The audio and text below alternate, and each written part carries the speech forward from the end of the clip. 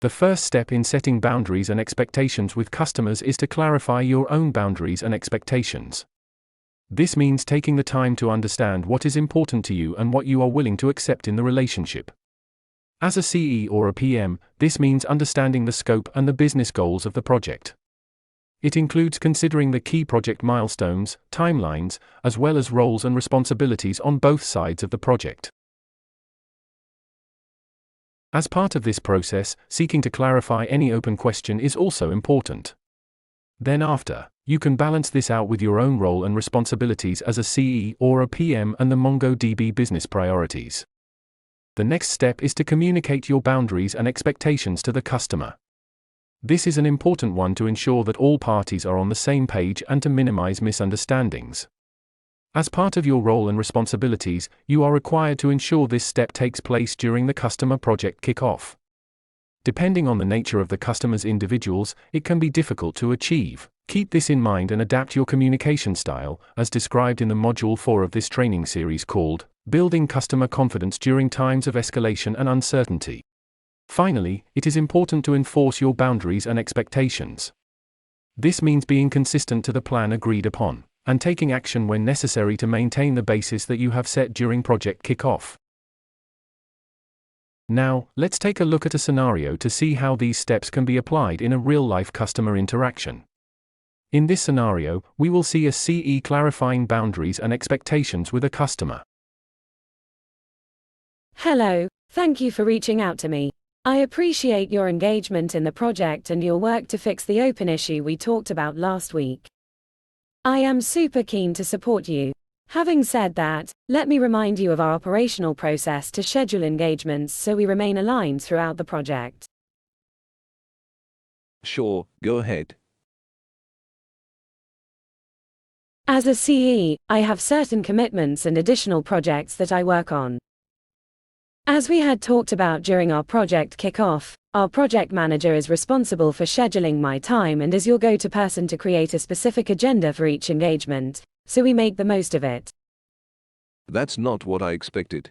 I thought I could engage with you whenever I want.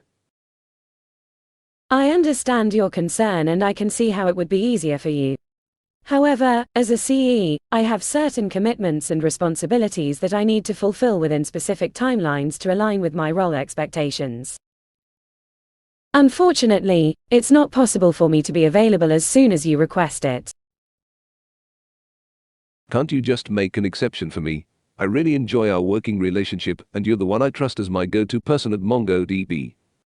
I am glad to hear you value our relationship and I appreciate your offer. However, my schedule is set to ensure that I can deliver the best results to all my assigned customers while also taking care of my own responsibilities. When I am consulting with you, I am unavailable to other customers. My priority and focus are set on your project. During this time, if another customer reached out, it would not be fair to you if I was to support this other customer. The same is true when I am consulting with another customer and that you are reaching out to me. Due to this, I hope you can understand that I really have to operate with our pre-scheduled hours. Per the scheduling policy we shared with you, our project manager is your best point of contact to schedule more time with me within my available hours. I see. That's a shame, but I can understand. What did you learn in this scenario? First, the CE is referring to the scheduling process that has already been shared with the customer during kickoff. Because the process was already mentioned to the customer, it's easy for the CE to leverage the communication and enforce the process. In addition, of course, customers will ask for favors. As part of building a customer relationship, you might feel like it could be a good idea to say yes to these requests. It could even be easier for you to say yes in the short term. However, as this scenario pointed out, as a CE or a PM, it's important that you stick to the expectations and boundaries set for your projects, and also consider the impact your answer can have on your role and performance. In this second scenario, we will see a project manager responding to a customer who is pushing the established boundaries and expectations. Hi, I need your help with our project. As you know, we have 3 environments that need to be set up and built as part of our migration. By when can your CE have them ready? Thank you. Yes, we totally have your test and production and SID environments in our radar for the migration. Having said that, I have just reviewed the key project milestones we aligned upon at the beginning of the project alongside roles and responsibilities. I can confirm that the scope of the project does only include MongoDB building your test environment. Can't you just do it as a favor? I'll make it worth your while. I understand your frustration, and I can see how this could put risk in the project completion. Having said that, I have just reviewed the key project milestones we aligned upon at the beginning of the project alongside roles and responsibilities. I can confirm that the scope of the project does only include Mongo building your test environment.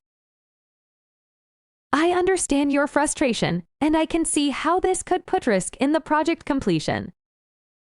However, I am unable to schedule more time on this project milestone because building your production and SID environments is not included in the scope we agreed upon. If you are interested, I can work on budgeting this change and revert back to you. Can't you just make an exception for me?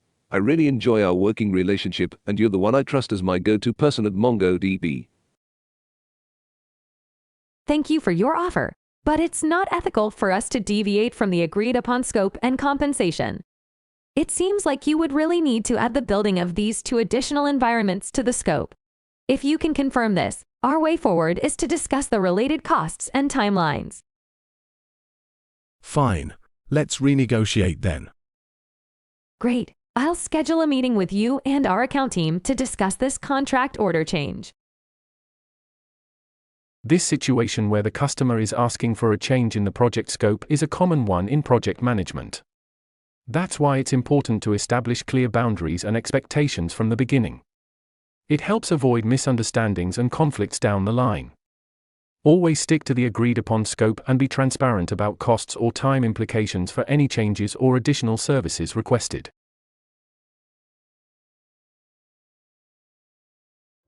In Part 5, we'll review the challenges and determine some solutions for setting boundaries and expectations.